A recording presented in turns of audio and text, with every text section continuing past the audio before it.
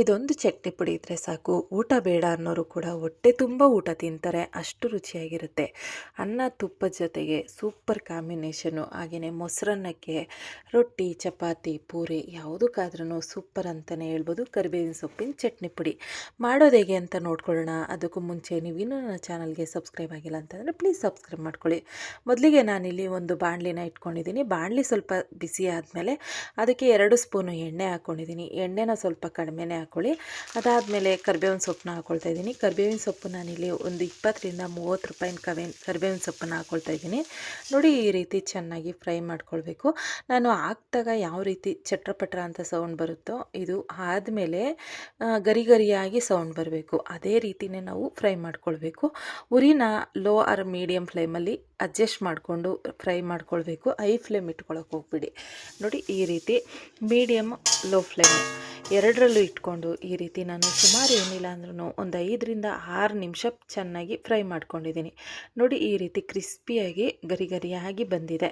ಅದಾದಮೇಲೆ ಇವಾಗ ಇದನ್ನು ಒಂದು ಪ್ಲೇಟಿಗೆ ತೆಗೆದು ಇಡೋಣ, ಸೈಡಿಗೆ ಇಡೋಣ. ಇದೇ ಬಾಣಲಿಗೆ ನಾನು ಮತ್ತೆ ಮಿಕ್ಕಿದಂಥ ಸಾಮಗ್ರಿಗಳನ್ನು ಫ್ರೈ ಮಾಡ್ಕೊಳ್ತೀನಿ. ಇನ್ನು ಕಡಲೆ ಬೀಜ ಹುರಿಯೋದಕ್ಕೂ ಕೂಡ ಸ್ವಲ್ಪ ಎಣ್ಣೆನ ಹಾಕ್ಕೊಳ್ತಾ ಇದ್ದೀನಿ. ಎಣ್ಣೆ ಆಪ್ಷನ್ನು, ಬೇಕಂದರೆ ಹಾಕ್ಕೊಳ್ಳಿ. ಎಣ್ಣೆ ಹಾಕ್ಕೊಂಡ್ರೆ ನಮಗೆ ಸ್ವಲ್ಪ ಜಿಡ್ ಥರ ಬರುತ್ತೆ. ನೀವು ಎಣ್ಣೆ ಹಾಕಿಲ್ಲ ಅಂದರೆ ಪುಡಿ ಪುಡಿಯಾಗಿ ಬರುತ್ತೆ ಚಟ್ನಿ ಪುಡಿ, ಅಷ್ಟೇ, ಇನ್ನೇನಿಲ್ಲ. ಇವಾಗ ನಾನಿಲ್ಲಿ 1 ಕಪ್ಪಷ್ಟು ಕಡಲೆ ಬೀಜನ ಹಾಕ್ಕೊಂಡಿದ್ದೀನಿ. ನಾನಿಲ್ಲಿ ಸ್ವಲ್ಪ ಜಾಸ್ತಿ ಪ್ರಮಾಣ ಮಾಡ್ಕೊಳ್ತಾ ಇರೋದ್ರಿಂದ 1 ಕಪ್ಪಷ್ಟು ಕಡಲೆ ಬೀಜನ ಹಾಕ್ಕೊಂಡು ಉರಿನ ಮೀಡಿಯಮ್ ಫ್ಲೇಮಲ್ಲೇ ಇಟ್ಕೊಂಡು ಫ್ರೈ ಮಾಡ್ಕೊಳ್ಬೇಕು. ಯಾವುದೇ ಕಾರಣಕ್ಕೂ ಹೈ ಫ್ಲೇಮ್ ಆಗಲಿ ಲೋ ಫ್ಲೇಮ್ ಆಗಲಿ ಮಾಡ್ಕೊಳಕ್ಕೆ ಹೋಗ್ಬಿಡಿ. ಕಡಲೆ ಬೀಜನ ಮೀಡಿಯಮ್ ಫ್ಲೇಮಲ್ಲಿ ಇಟ್ಕೊಂಡೆ ಚೆನ್ನಾಗಿ ಗರಿ ಗರಿಯಾಗಿ ಹುರ್ಕೊಳ್ಬೇಕು. ಅದನ್ನು ಫ್ರೈ ಮಾಡಿ ಆದಮೇಲೆ ನಾನಿಲ್ಲಿ ಒಂದು 4 ಬ್ಯಾಡಗಿ ಮೆಣಸಿನ್ಕಾಯಿ, ಒಂದು 4 ಗುಂಟೂರು ಮೆಣಸಿನ್ಕಾಯಿ ಇದಿಷ್ಟನ್ನು ಹಾಕ್ಕೊಂಡು ಚೆನ್ನಾಗಿ ಫ್ರೈ ಮಾಡ್ಕೊಂಡಿದ್ದೀನಿ. ಅದನ್ನು ಕೂಡ ಉರಿನ ಲೋ ಫ್ಲೇಮಲ್ಲೇ ಇಟ್ಕೊಂಡು ಅವನು ಕೂಡ ಗರಿ ಗರಿಯಾಗಿ ಕ್ರಿಸ್ಪಿಯಾಗಿ ಆಗಬೇಕು. ನಾನು ತೋರಿಸ್ತೀನಿ ನಿಮಗೆ. ಅವು ಮುರಿದಿದ ತಕ್ಷಣ ಎಷ್ಟು ಚೆನ್ನಾಗಿ ಕಟ್ಟಾಗ್ತವೆ ಅಂತ. ನಾವು ಫ್ರೈ ಮಾಡ್ತಿದ್ದಂಗೆ ಮೆಣಸಿನ್ಕಾಯಿ ಎಲ್ಲ ಕಟ್ಟಾಗೋಗುತ್ತೆ. ಅದಾದಮೇಲೆ ನಾನಿಲ್ಲಿ 3 ಟೇಬಲ್ ಸ್ಪೂನು ಕೊಬ್ಬರಿನ ಹಾಕ್ಕೊಂಡಿದ್ದೀನಿ. ಕೊಬ್ಬರಿ ತುರಿನ ಹಾಕ್ಕೊಂಡಿದ್ದೀನಿ. ಹಸಿಕಾಯಿನ ಹಾಕ್ಕೊಳ್ಬಿಡಿ. ಕೊಬ್ಬರಿ ತುರಿ ಇದ್ದರೆ ಕೊಬ್ಬರಿ ತುರಿ ಹಾಕ್ಕೊಳ್ಳಿ, ಇಲ್ಲಾಂದರೆ ಸ್ಕಿಪ್ ಮಾಡಿ.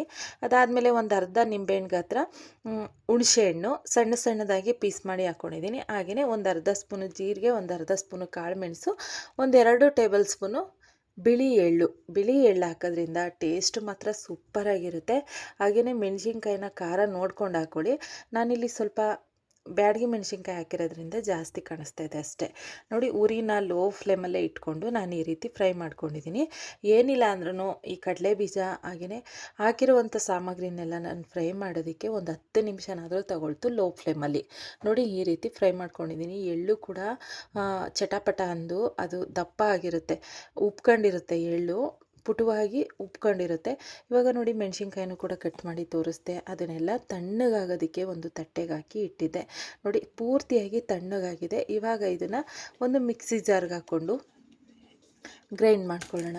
ಇದಕ್ಕೆ ರುಚಿಗೆ ತಕ್ಕಷ್ಟು ಉಪ್ಪು ಹಾಕ್ಕೊಳ್ಬೇಕು. ಕೊತ್ತಂಬರಿ ಸೊಪ್ಪನ್ನ ನೀವು ಫ್ರೈ ಮಾಡುವಾಗಲೇ ಹಾಕ್ಕೊಂಡ್ರೆ ಆಗುತ್ತೆ. ಕರಿಬೇವನ್ನ ಫ್ರೈ ಮಾಡುವಾಗ ನಾನು ಕೊತ್ತಂಬರಿ ಸೊಪ್ಪನ್ನೇನು ಹಾಕ್ಕೊಂಡಿಲ್ಲ, ಹಾಗೆಯೇ ಚಟ್ನಿ ಪುಡಿನ ಮಾಡ್ಕೊಳ್ತಾ ಇದ್ದೀನಿ. ಹಾಗೆ ಕೂಡ ತುಂಬ ಚೆನ್ನಾಗಿರುತ್ತೆ. ಇವಾಗ ನೋಡಿ, ಒಂದು ಮಿಕ್ಸಿ ಜಾರ್ಗೆ ಹಾಕ್ಕೊಂಡು ರುಚಿಗೆ ತಕ್ಕಷ್ಟು ಉಪ್ಪು ಹಾಕಿ ಇವಾಗ ಇದನ್ನು ನೈಸಾಗಿ ಪೇಸ್ಟ್ ಮಾಡ್ಕೊಳ್ಬೇಕು. ನೈಸಾಗಿ ಅಂತಂದರೆ ತುಂಬ ನೈಸಾಗಿಲ್ಲ. ನೋಡಿ, ಈ ಅದಕ್ಕೆ ನಾನು ತೋರಿಸ್ತಾ ಇದ್ದೀನಿ. ನೋಡಿ, ಈ ಅದಕ್ಕೆ ಪೇಸ್ಟ್ ಆದರೆ ಸಾಕು. ಇವಾಗ ನಾನು ತೆಗೆದು ತೋರಿಸ್ತೀನಿ. ನೋಡಿ, ಎಷ್ಟು ಚೆನ್ನಾಗಿ ಚಟ್ನಿ ಪುಡಿ ರೆಡಿಯಾಗಿದೆ ಅಂತ. ಇಷ್ಟೇ ಇದು. ಇಷ್ಟ ಆದಮೇಲೆ ನಾನು ಇದನ್ನು ಒಂದು ಬೌಲ್ಗೆ ಹಾಕಿ ತೋರಿಸ್ತೀನಿ ಎಷ್ಟು ನನಗೆ ಚಟ್ನಿ ಪುಡಿ ಆಗಿದೆ ಅಂತ. ನೋಡಿ, ಇಷ್ಟು ಚಟ್ನಿ ಪುಡಿ ನನಗೆ ರೆಡಿಯಾಗಿದೆ.